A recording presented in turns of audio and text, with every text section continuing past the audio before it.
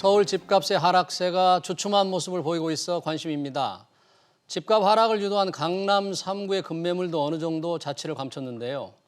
이런 상황에서 정부와 여당이 임차인을 보호하기 위한 입법을 준비하고 있어 시장에 어떤 영향을 줄지 주목됩니다. 네, 부동산 규제 입법 동향과 하반기 집값 전망해 보도록 하겠습니다. 시청자 여러분의 다양한 의견들 문자로 받고 있습니다. 샵 3698번으로 보내주시면 토론회 실시간으로 반영하겠습니다. 오늘 두 분 모셨습니다. 고종환 한국자산관리연구원장, 또 한문도 연세대 정경대학원 금융부동산학과 겸임교수 자리하셨습니다. 어서 오십시오. 네, 안녕하십니까. 반갑습니다. 네, 고종환 원장님 오랜만에 네. 반갑습니다. 네, 반갑습니다. 오늘 이제 임차인을 보호하기 위한 법을 좀 논의할 예정인데 네. 먼저 시장 동향이 궁금해요. 그렇죠. 요즘 서울 집값 전체적으로 어떻습니까? 네, 좀 서울 주택 시장이 좀 미묘한 움직임을 좀 나타내고 있는데요. 네. 뭐 좀 요점에서 요약해서 좀 말씀드리면 작년 12, 16 대책 이후에 이제 올해 4월까지는 좀 집값이 하향 안정세를 보였습니다. 예. 특히 이제 강남의 재건축 또 그동안 많이 올랐던 마용석 이런 집값들이 좀 하락하는 그런 모습을 나타냈고 급매물도 꽤 나왔거든요. 예. 이제 6월 30일까지 이제 양도세, 절세 매물 이런 영향도 있고 또 6일 종부세 영향도 있었는데 지난 주말부터 또 시장의 흐름이 약간 좀 바뀌는 좀 미묘한 움직임이 좀 나타나요. 예, 어떡해요? 포착이 되는데 뭐 엄마 아파트 같은 경우 84제곱미터가 이제 이전에 한 23억 6천만 원 정도 거래가 됐던 게 네. 이게 19억까지 좀 떨어졌었어요. 하락을. 네. 그랬다가 다시 20억에 좀 거래되는 이게 거래량은 많지는 않습니다만 한두 개 거래량이 그리고 이제 강남의 소형 새 아파트, 중소형 네. 새 아파트도 한 3, 4억, 4억씩 떨어졌다가 급매물이 소진되면서 다시 좀 반등하는 이 반등세가 지속될 것인가는 좀 미지수입니다만 이러한 현상이 나타나고 있고 이런 것들은 아무래도 아마 과잉 유동성 때문인 것 같아요. 이 네. 금리가 내리고 이렇게 유동성이 많아지니까 비교적 안전자산인 부동산으로 다시 몰리는 것 같고 그리고 이제 6월 30일 양도세 절세 매물 그 시기를 앞두고 이제 매물이 어느 정도 나온 것 같습니다. 뭐 이런 것들도 좀 추가 매물이 나올 것 같지 않다. 그리고 이제 추격 매수하는 이런 지방의 큰 손들, 현금 부자들이 이 강남이나 서울의 주요 인기 지역의 매물을 좀 사는 이런 영향 때문에 시장이 좀 미묘하게 좀 흔들리고 있다라고 말씀드릴 수 있겠습니다. 하락은 하락인데 좀 하락폭이 둔화되고 있는 모습. 한문도 교수님께서는 어떻게 보십니까? 네, 지금 원장님이 말씀하신 건 맞습니다. 일단 6월 1일이 재산세 기준 과세일이잖아요. 그러니까 뭐 며칠 안 남았지 않습니까? 네. 그러니까 이제 급매물이 어느 정도 소화되고 일단 물건을 걷어들이는 어떤 시기가 됐죠. 네. 급매물 내놓았던 분들이 그 부분으로 인해서 이제 매물이 좀 더 희소성을 띠니까 네. 필요한 분들이 이제 좀 추격 매수하는 경향이 좀 있습니다. 나타났는데 이제 예. 정부에서 이미 이걸 감지해서 5월 5, 6 대책, 10일 대책, 20일 대책, 5월 달에 조금 뭐 생뚱맞기도 하지만 네. 갑자기 12, 16 하고 코로나 겹쳐가지고 예. 부동산 가격이 안정되는 데다가 5월 달에 강력하지는 않은데 신호를 여러 번 줬어요. 그래서 이 신호들을 좀 보시면 지금 원장님 말씀대로 약간 꿈틀거림은 분명히 있습니다. 있는데 정부에서 그 발표한 내용들을 세 개를 주거복지 로드맵까지 다 합쳐보면은 시장에다가 젊은 세대나 그 네. 주택 매수 수요 핵심 계층에 대해서 기다려라. 공급 공급한다 확대 이런 대책 이런 신호를 많이 말씀하시는 줘가지고 거죠? 네. 이게 과연 추세적으로 지금 말씀처럼 이어질지 거래량이 받치면 다행인데 안 받쳐진다 그러면 정부의 의도대로 하향 안정화로 갈 추세가 좀 많다라고 좀 보여집니다. 네. 그 한 교수님 말씀에 네. 한 가지 정책이 중요한 대전환. 네. 한 교수님 중요한 말씀하셔서 저 이제 다시 말할 기회가 전망이 있을지 몰라서 이제 미리 네. 말씀을 드리는데요. 예. 정부가 그래도 이제 규제 일변도 정책에서 근데 사실은 주택임대차 오늘 주제죠. 네. 이 3법 이런 것들 종부세법을 강화하는 거 보면 정부가 규제 위주의 정책에서 양보하거나 이렇게 완화할 가능성은 거의 없어 보여요. 오히려 반대로 더 강화될 이제 슈퍼 여당과 이런 네. 입법부 장악과 관련해서 그렇게 보이고요. 다만 긍정적인 신호는 한 교수님께서 중요한 말씀을 하셔서 그게 뭐냐면 이제 공급 확대 정책을 병행했다라는 점. 네. 수도권의 주택 공급 기반을 확대한 이 정책은 상당히 좀 높게 긍정적으로 평가할 만하다고 볼 수 있겠습니다. 네. 예, 방금 언급해 주신 대로 이제 20대 국회에서 야당의 반대로 처리되지 못한 부동산 법안들이 있습니다. 이제 슈퍼 여당이기 때문에 네. 이런 법안들이 이제 강하게 추진될 것으로 보이죠. 뭐 시장에서 이미 감지하고 있는 것 같습니다. 예. 뭐 지금 저 화면에도 나오는데요. 네. 저 내용에다가 이제 추가적으로 할 수 있는 여력이 있지 않습니까? 집권 여당이 다수석이 되다 보니까 네. 그러니까 제가 볼 땐 저거는 이제 시차를 두고 시장의 반응을 보면서 완급 조절을 하면서 순서대로 갈 것 같습니다. 그래서 네. 이 시장에서 제가 볼 때는 근데 우려는 한 가지가 있죠. 뭐 이런 법안들이 어느 시기에 통과될지 국회가 이제 두세 번 정기국회가 있고 임시국회가 있는데 예. 아마 정부에서 뭐 이미 뭐 통과시키는 전혀 문제가 없으니까 네. 시장에서 이거에 대해서 뭐 다주택자분들이나 이런 분들 이제 발빠르게 좀 자산 관리에 미리 준비를 들어갈 것 같습니다. 그리고 저 법안들이 통과 안 된다라고 예상을 전혀 할 수가 없습니다. 뭐 지금 뭐 워낙 다수석이라서 그래서 통과된다고 가정하고 예. 시장에 접근하는 게 좋을 것 같습니다. 네, 지금 4가지 법안 중에서 이제 네. 종합부동산세 법안은 뭐 20대 국회에서 통과될 줄 알았는데 좀 늦어졌고요. 네. 나머지 3개의 법안이 오히려 더 주목을 끄는 것 같아요. 네, 전월세 그렇죠. 신고제, 전월세 상한제, 계약갱신 청구권. 네. 이 제도라는 게 사실 임차인을 보호하기 위한 3가지 법이지 않습니까? 그렇죠. 주택 임대차 보호법이라고 볼 수 있죠. 네, 그 중에서 이제 전월세 신고제가 가장 먼저 시행이 될 것 같은데 네. 전월세 신고제라는 게 어떤 제도입니까? 네, 전월세 신고제는 말 그대로 이제 국가의 그 임대인과 이제 공인중개사가 정부에 이제 신고하게 돼 있습니다. 계약을 한 이후로부터 30일.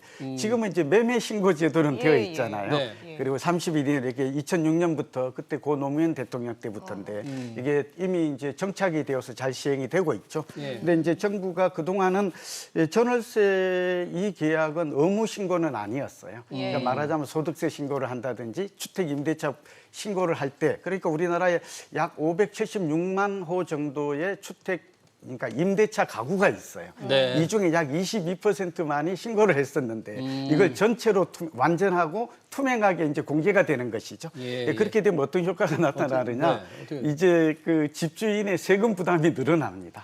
이제 임대차 수익이 2천만 원 이상이면 종부세 종합소득세에 이제 포함이 되고요. 포함되고. 그 이하는 이제 분리과세가 되는 것이죠. 그러니까 네. 집주인은 지금보다도 이제 세금 부담이 훨씬 좀 높아진다. 이런 문제가 좀 발생하게 되고요. 네. 두 번째는 이 거래했던 신고제가 되게 되면 이제 자료가 투명하게 축적이 되잖아요. 네. 이를 기반으로 해서 이제 전월세 상한제나 계약갱신 청구 제도를 이제 본격적으로 도입할 수 있는 기반이 마련하게 되는 것입니다. 예. 그다음에 이제 하나의 문제점은 뭐 시간상 지금 같이 좀 연결해서 네. 또 한 교수님 말씀도 드려야 되니까 그렇게 본다면 그러니까 집주인의 세금 부담이 늘어난다라는 점과 네. 이제 투명하게 공개된다는 점과 지금까지는 좀 줄일 수 있는 여지가 있었어요. 신고를 안 하면 알 수가 사실 없었거든요. 네. 근데 문제는 이 세금이 집주인이 늘어나면 조세 반발 내지는 조세 증가 현상도 결국은 나타나서 임차인도 소위 이제 임대료가 오른다든지 하는 부작용도 좀 예상할 수 있다는 점도 우리가 아울러서 알고 대비를 해야 될 것 같습니다. 아, 네. 그러니까 집주인들의 세금이 강화가 되면 그게 세입자들한테 전가가 될 수 있다 이런 예, 말씀이신가요? 모든 세금은 이제 역사적으로 우리가 검증된 것인데 경제학적으로 모든 세금은 예, 정가가 약자에게 뭐 바람직한 현상은 아닙니다만 최종 소비자 이 주거 약자에게 전가될 수밖에 없다. 그런 점에서 이 부분도 좀 신중하게 또 보완 대책도 좀 필요하다는 말씀을 드립니다. 네, 한 교수님. 그러면 현재는 이제 전월세 신고제가 시행이 되지 않고 있기 때문에 예. 전월세 금액이 정확하게 신고하는 분들은 한 20%를 조금 넘는다고 그러는데 어떤 분들만 지금은 정확하게 신고를 하고 있습니까, 지금은? 일단 뭐 임대주택에 등록 의무화가 된 분들이 자동 신고잖아요. 네. 표준 임대차 계약서를 정부에 제출하고서 사업자 등록을 해야 되니까 그런 분들만 이제 되어 있고 네. 대부분의 분들은 이제 신고를 안 해도 누가 찾아가서 일일이 그 지적할 어떤 뭐 인력이 없습니다. 기간도 없고. 그래서 이제 신고제를 드리게 되면은 예. 제가 볼 때는 뭐 원장님 말씀 주셨지만 정부의 그 시나리오를 우리가 좀 한번 봐야 될 것 같아요. 왜냐하면 신고제부터 지금 말씀하신 것처럼 예. 시작할 것 같잖아요. 예. 신고제를 하면 말씀대로 이제 데이터베이스가 축적이 되지 않습니까? 데이터베이스가 축적이 되면 제 생각에 순서로 보면 전월세 상한제가 시작되고 상한제 5%로 다 묶어놓은 다음에 예. 네. 일단 데이터베이스가 다 됐으니까 5% 묶어놨잖아요. 네. 그 다음에 계약갱신 청구권 갈 것 같아요. 왜냐하면 계약갱신 청구권부터 먼저 가면 원장님 말씀대로 시장에 충격이 있습니다. 예전에 80년도도 2년으로 확대할 때 전세값이 좀 폭등을 했거든요. 그 1989년에 89년. 네, 90년부터 맞습니다. 이제 2년으로 늘리니까 그 전해에 미리 올렸군요. 맞습니다. 그거를 방지하기 위해서 제가 볼 때는 지금 앵커님께서 말씀 주신 대로 이 데이터베이스 신고제부터 확보를 한 다음에 네. 5% 상한제가 통과가 되면 일단 묶이잖아요. 제도권에. 예. 그 상태에서 지금 2년 갱신권을 갖다 한 번 더 주게 돼도 급하게 올리지 못하는 시장의 어떤 충격을 완화하는 효과가 분명히 있다고 봐요. 그래서 이런 시나리오를 정부에서 이미 다 잡고 지금 이렇게 신호를 주고 있는 것 같습니다. 그래서 제가 볼 때 다주택자나 임대하고 계신 분들은 미리 좀 대책을 준비하시는 게 좀 나을 것 같다고 좀 말씀드리고 싶습니다. 네. 여기에 또 한 가지 예. 또 예상치 못한 문제점도 좀 우려가 네. 돼요. 한 예. 교수님 말씀에 이어서 한번 말씀드리면 저는 이 부분도 상당히 그 중요한 영향을 미칠 거다. 세입자 입장에서 좋은 점은 이제 신고를 하게 되니까 따로 확정일자인을 받지 않아도 된다든지 네. 자기의 임차 보증금에 대해서 보장을 받는다. 보장을 이런 받으니까 굉장히 지금은 중요한 확정일자를 받아야만 일부러 보장받는 받아야 거죠. 되는데 뭐 예. 대부분 받고는 있죠 동사무소에서 그렇긴 네. 합니다만 그런 임차인 보호 제도가 있는 반면에 임차인에게 이제 세금이 좀 전가될 수 있는 여지와 더불어서 한 가지 좀 중요한 그 비경제적 측면에서 예. 요즘 이제 부동산 계급 사회라는 말 많이 하잖아요. 그리고 이제 주거 자본주의라는 말도 합니다. 그게 무슨 그런데 뜻인가요? 예, 네. 이게 이제 부동산이 계층 간의 양극화를 더 심화시키고 이런 사회 갈등도 이제 유발하고 있는 것인데 무슨 얘기냐 그러면 신고가 되게 되면 예. 사실은 이제는 그 세입자의 신분까지는 아니어도 이 전월세 사는 분이 불이해 사실은 심리적이라든지 신분상의 타격을 입을 여지도 있어요. 이게 좀 드러나게 되면 예. 사실은 이게 뭐 전월세를 사는 게 부끄러운 일은 아니죠. 또 그렇죠. 비난받을 네, 일도 아닌데 그럼요. 사실은 우리 아까 제가 그래서 부동산 계급 사회다 주거 자본주의란 말을 지금 쓴 이유가 이 세입자들이 불이의 손해를 입어요. 여러 아니 가지 그 외부 신용에서. 사람들이 전월세 그걸 어떻게 알 수가 있습니까? 아니요, 본인 외에? 그 이제 신고 예, 거래 신고를 공개 한다고 그래서 시스템이 되면 개인 정보 아닙니까? 들어가면 어느 동네에 전월세 가격이 얼마다라는 거. 그러니까 아파트는 좀 덜해요, 그래도. 근데 이게 빌라 같은 경우가 이제 드러나게 되면 본의 아니게 본인이 원하는 거에 전혀 상관없이 거기에 살면 당신의 전세 보증금은 얼마고 월세는 어느 정도 될 것이다라는 게 그 뭐 누가 봐도 이렇게 추정이 되지 않습니까? 그렇겠군요. 이렇게 예. 되면 이런 것들이 소위 말하면 이제 사회적으로 이런 면에서 좀 이런 우려도 지금 제기되고 그러니까 있는 게 사실인 거거든요. 대규모 아파트는 이제 모를 수 있겠지만 아파트는 전세금이 좀 그렇죠. 자그만 네. 빌라 같은 경우에는 금방 알 수 있다. 아이 그럼요. 어느 네. 빌라에 산다라는 것만 알면 뭐 네. 몇 호가 그렇겠네요. 몇 층 몇 호가 네. 아니어도 이게 좀 드러나고 있어서 이런 분들이 당초 그 제도상 의도하지 않았던 이러한 부작용도 있을 수 있다는 점에 대해서는 우리 정부 당국도 좀 인지하고 여기에 따른 보완이 좀 필요하지 않을까 봅니다. 저는 개인적으로 원하지 않으면 이런 것들을 아무나 쉽게 제3자가 들어가서 이렇게 그런 부분에 대해서 어느 정도 허들을 좀 한계를 제한을 두는 게 좀 옳지 않을까 하는 생각도 해봅니다. 예. 그건 걱정 안 하셔도 될 것 같은데 제 생각은 그래요? 왜냐면 원장님 생각 조금 다른 부분인데 네. 개인정보 보호에 관한 법률이 있지 않습니까? 네. 일단 신고를 할 때 지금 우리가 매매가에 대해서 동네 가격 알고 있고 매매가를 알면 임대료 수준도 정해지잖아요. 사실 뭐 눈 가리고 아웅자 지금 말씀처럼 우려가 있지만 그것을 누가 너 거기 산다고 못 사니 이거 대놓고 못 하잖아요. 네. 제가 볼 때 그 원장님께서 생각하시는 부분 이제 우려에 좀 가까운 것 같고 네. 이 젊은 세대들은 자기가 조금 저 고급 주택이 아닌데 산다 하더라도 그거에 대해서 뭐 이렇게 어떤 트라우마를 갖고 이러지는 않은 것 같아요. 예. 왜냐하면은 젊은 세대들은 투명한 걸 좋아하거든요. 기득권에 대해서 지금 반발이 있기 때문에 제가 볼 때는 역으로 이런 제도가 향후 대선까지 본 제도 같아요. 제가 볼 때. 대선까지 예. 지금 의식한다. 고령층은 점점 숫자가 줄고 있고 젊은 층 늘어나고 있는데 선거 나이도 한 살 어려졌잖아요. 고등학생들까지 들어오다 보니까 이분들의 생각하는 기본적인 SNS 시대에서는 투명성이 지금 기본적이거든요. 네. 그래서 정부에서는 이 부분이 말씀 주신 우려 부분도 분명히 있지만 제가 볼 때는 개인정보 보호에 관한 법률을 충분히 커버를 해서 다른 어떤 뒤에 큰 뭐 정치적 목적과 경제적 목적을 다 가지고 좀 진행을 강력하게 할 것 같습니다. 제가 볼 때. 근데 정보가 공개된다기보다 이제 제가 우려하는 게 우리 한 교수님 말씀도 일리는 있죠. 그러나 현실은 좀 달라요. 요즘 너가 집주인인가 세인가 또 어디에 왜냐하면 빌라 같은 것들이 특히 문제가 돼요. 이곳에 사는 것도 사실은 이렇게 공개적으로 네. 이렇게 하기를 꺼리는 아니, 경향도 공개는 안 있는데 되잖아요. 지금도 아니, 뭐 114나 이런 데이터 보면 공개는 다 돼 있잖아요. 시세가. 아니 그거 이 부분 아무래도 저기 좀 할 수 있는데 지금보다는 제 얘기는 예, 지금보다도 지금보다는 이제 조금 더 투명하게 네. 어떻게 된 거 그러니까 어느 동네에 무슨 빌라에 산다 그러면 어느 정도 수준이다라는 게 이제 유추가 네. 그건 되는 건데 나오죠. 네, 맞아요. 그것 때문에 네. 그게 결국은 심리적으로 꼭 좋은 영향만 있는 건 아니다 하는 말씀을 예. 저는 드립니다. 그거보다 오히려 이제 그것도 중요하겠지만 네. 관심사가 전월세 상한제 인상률이 저희가 화면에 아까 5%를 네, 예로 네. 들었는데 그렇죠. 그건 이제 정해진 건 아니지 않습니까? 네, 거의 정해졌다고 보셔야 됩니다. 그렇습니까? 그러면 5% 이내로 제한을 하게 될 경우에 세입자, 임차인이 무조건 좋은 겁니까? 어떻습니까?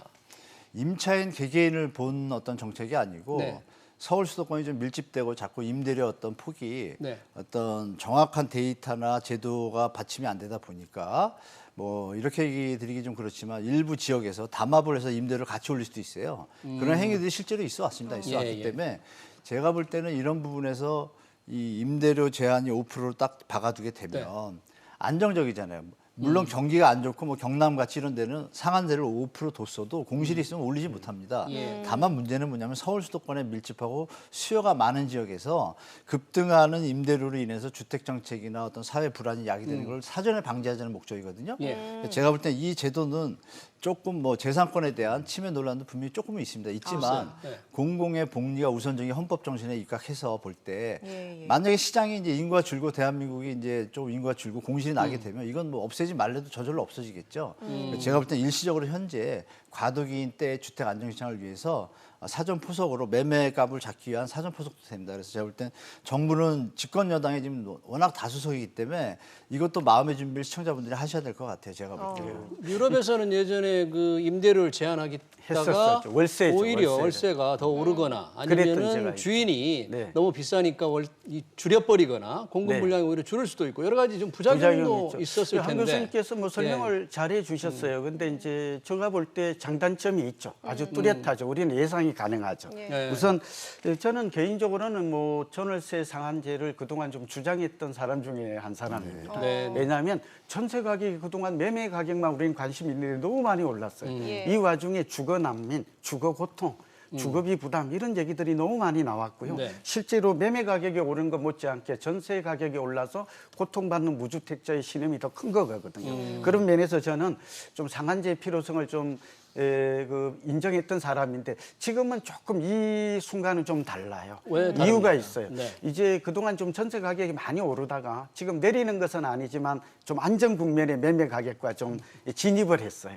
두 번째는 서울 지역만 놓고 보면 서울을 먼저 하겠다는 건데 내년하고 후내년에 입주 물량이 굉장히 현저하게 줄어들 예측이 많아요. 입주 물량이 이게 정부는 얼마 전에 5, 6대 측에서 발표를 공급을 하면서 서울의 계속 많이 공급이 늘리기로 했는데. 늘리고 또 내년 후내년에 막 5만 가구 또 3만 6천 가구에서 충분하다 이렇게 말했지만 사실은 지금 민간에서 나오는 통계를 보면 어느 걸 믿어야 될지 좀 자신할 수는 없지만 내년에 2만 뭐 2, 3천 가구로 줄어들고 후내년에는 더 이 아파트 입주 물량이 줄어든대. 그러니까 4만 가구 정도는 매년 입주가 돼야 되는데 네. 반토막이 나는 거예요. 제가 여기서 좀 네. 우리 정부 당국에 좀 건의 겸해서 좀 말씀드리면 이 무슨 말일까요? 이렇게 입주 물량이 줄어들게 되면 전세값이 급등할 가능성이 높고 이때 직접적인 임대료 통제인 전월세 상한제가 도입이 되면 마치 89년도에 우리가 도입했을 때 23%가 급등했거든요. 어마어마하게 오른 거예요. 그 다음에까지 1, 2년 영향을 미쳐요. 16%가 올라요. 만약에 이런 현상이 데자비처럼 반복된다면 사실은 오히려 지금 주거 임대차 보호법 그러니까 서민을 보호한다는 이런 주거복지 정책이 네. 오히려 역효과가 날 가능성도 배제할 수 없어요. 저는 가능성이 많다고 보아서 이거는 너무 서두르기보다는 시장의 흐름과 수급이란 이런 조건들을 다 전반적으로 살펴보고 이 전월세 상한제나 계약갱신 청구 제도가 도입되기를 좀 희망합니다. 이 계약 저는 정반대의 말씀을 네, 드리고 한 교수님 싶어요. 말씀해 맞습니다. 주시죠. 저 예. 전문가적 입장에서 원장님 말씀하신 시각도 분명히 있거든요. 네. 그러니까 저는 이제 다른 시각 하나 말씀드리고 싶은데 지금 말씀대로 내년에 좀 물량이 적습니다. 적기 때문에 입주 정부에서 물량이. 선제적으로 지금 공급에 대해서 했고 30만 가구에 대해서도 사전 청약제를 넣었잖아요. 그럼에도 불구하고 말씀대로 전세 물량이 희소성을 갖기 때문에 급등할 소지가 있습니다. 그게 이제 매매 가격으로 번질 가능성도 없지 않아 있어요, 내년에. 그런데 이제 정부가 말씀 중에 그것을 그때 가서 시행하면 사회가 좀 혼란스럽잖아요. 그러면 다른 시나리오를 우리가 생각할 수 있는 게 정부가 올해 안에 제가 순서들을 말씀드렸지만 신고제를 하고 나서 계약갱신을 한 11월에 하고 12월에 계약갱신이 아니라 상한제를 11월이나 11월에 하면 올해 10월 말씀 국회 때 내년 하고 올해 법이 통과되면 해도 10월 내년부터 정기 시행이 국회 때 10월에 내년에 법을 시행이 통과시키는. 되잖아요. 그런 거를 밟아갈 수도 있다는 걸 예측을 해볼 수가 있습니다. 왜냐하면 말씀대로 그거 없이 만약에 넘어가서 부족한 상태에서 그 제도가 들어오면 시장에 좀 혼란이 와요. 제가 봐도. 그래서 우리가 역으로 생각할 건 뭐냐면 정부가 이것을 감안해서 만약 이 방송을 본다라면 이 말이 맞거든요. 원장님 말씀이나 제 말이. 그러면 미리 하든지 아니면 안 해야 되는 거예요. 시장에 충격을 주고 혼란을 안 주려면. 그래서 제가 볼 때는 먼저 할 수도 있다. 선제적으로. 이것도 우리가 한 번은 생각해 봐야겠다 좀 말씀드립니다. 네, 그러니까 단기간에 이제 임대료가 급등할 수 있는 문제점. 아까 제가 좀 놓쳐서 그런데요. 오히려 이렇게 되면 집주인 입장에서 저금리에다가 이제 전월세 상한제 5%이기는 하지만 소위 월세를 받는 게 더 유리할 수 있어요. 경제적 이득 측면에서. 그러니까 전세가 줄고 월세로 많이 반전세 돌리겠죠. 또는 반전세로. 월세로 늘어날 가능성이 많아요. 그럼 전세의 공급 물량은 더 줄어들 수 있다.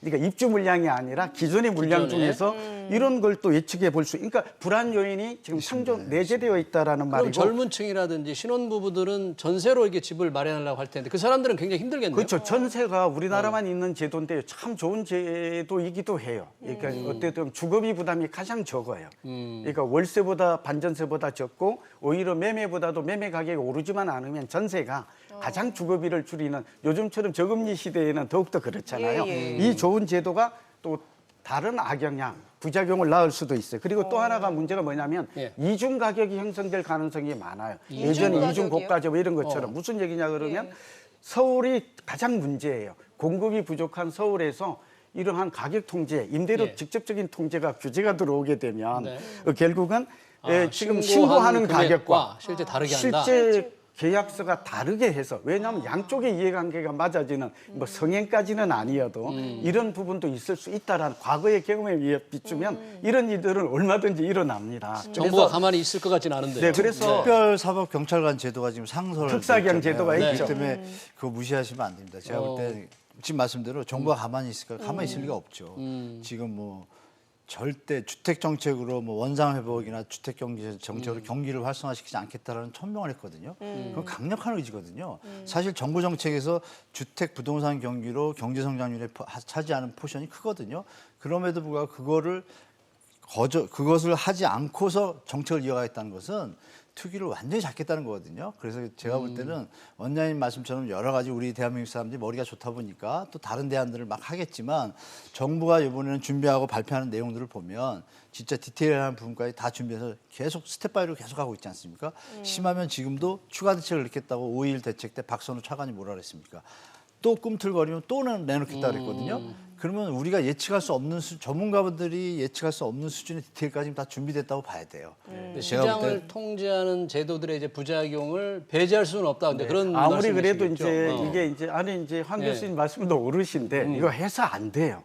이렇게 하라는 뜻이 아니에요. 또 성행하는 게 뭐냐 그러면 이게 집주인은 절세 포인트가 돼요. 줄이면. 그리고 세입자는 이 집에 쫓겨나지 않고 기간이 만약에 이제 만료가 되었을 때 움직이면 이동의 이사비라든지 비용이 꽤 소요가 돼요. 다시 중개 수수료도 내야죠. 이사도 가야 되죠. 그 그리고 다른 곳에 전세 매물이 없어요.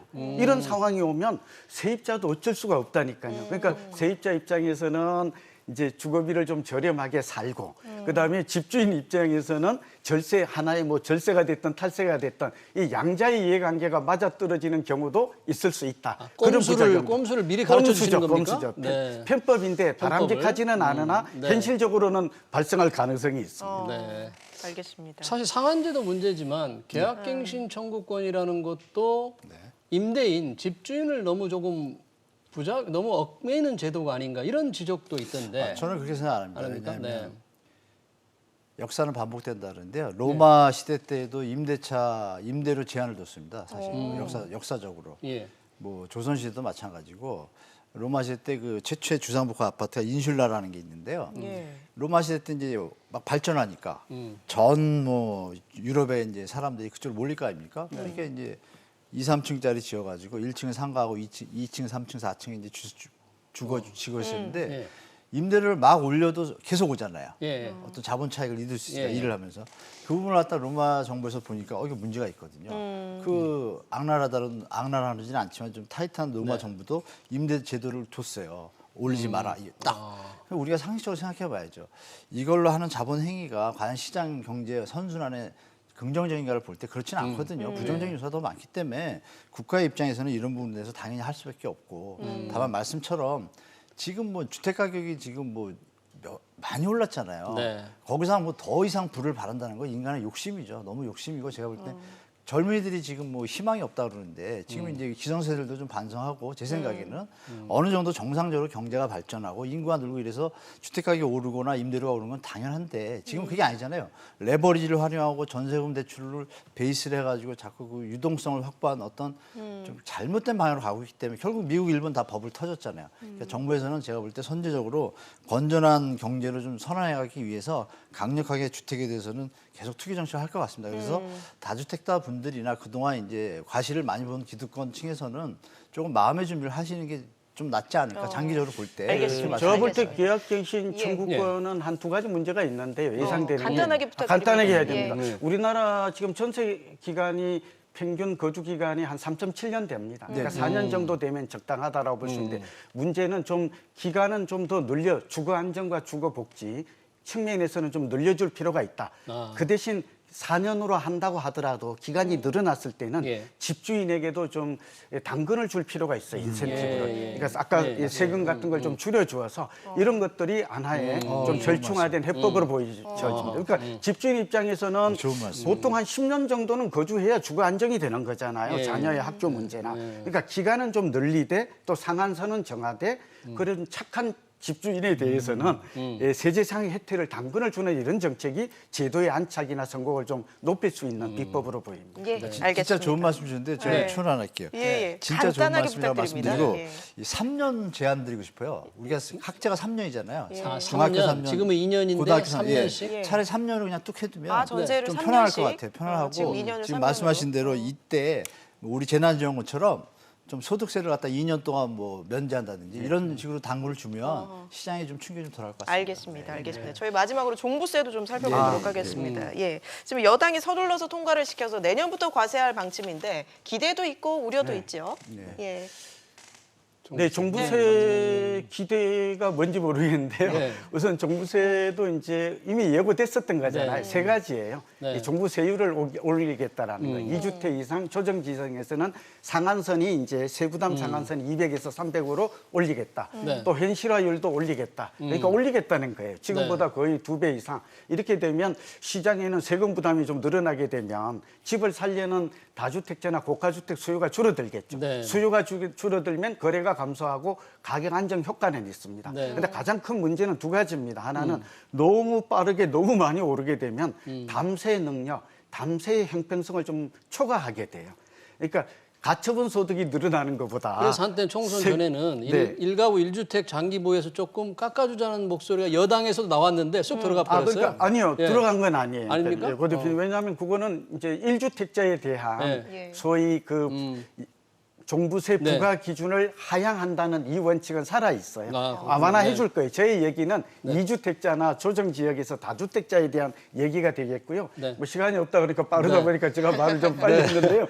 우선 세금 부담이 늘어나는 것은 정확해집니다. 그런데 이 세부담의 속도와 폭이 너무 좀 감당할 수 없는 우리가 조세 정의의 원칙 중에 하나는 형평성의 원칙이 있거든요. 네. 부담 능력이 있을 정도로 높여야지 더 과하게 느끼면 조세 반발이나 네. 조세 증가가 좀 일어날 수 있다. 네. 이런 점들을 좀 감안해야 될 것 같고 알겠습니다. 그래서 조금 더 네. 이런 쪽에는 속도 조절이나 예고됐다고 해서 밀어붙일 게 아니라 이제 한 교수 얘기 좀 네, 듣겠습니다. 알겠습니다. 네, 한 교수님. 시장에 주는 영향도 좋은 감안해야 말씀 될 다 것 같아요. 주셨으니까 저는 네. 요점을 말씀드리면 네. 우려도 있고 뭐 기대도 있다는데요. 종부세에 기대하는 거는 이제 투기 안정을 좀 하는 데 일조하는 것이고 우려에 대한 부분을 이제 풀어주는 게 뭐냐. 1가구 1주택자에 대한 고령자들에 대한 세원이 없을 때 문제잖아요. 예. 말씀하신 여당에서 총선 전에 발표했단 말이에요. 그래서 제 네. 생각에는 양도세도 지금 고령자하고 보유기간에 따라서 주택공제 기간을 늘려주잖아요. 고령자들만 60세에서 70세 이상만. 그러니까 이것도 똑같이 60에서 75세 이상의 경우에는 1가구 1주택자인 경우에 제가 볼 때는 세부담 완화 정책이 조만간에 같이 나올 것 같습니다. 네. 알겠습니다. 오늘 두 분 말씀 여기까지 듣도록 하겠습니다. 지금까지 한문도 연세대 정경대학원 겸임교수 또 고종환 한국자산관리연구원장과 함께했습니다. 고맙습니다. 네, 감사합니다. 고맙습니다.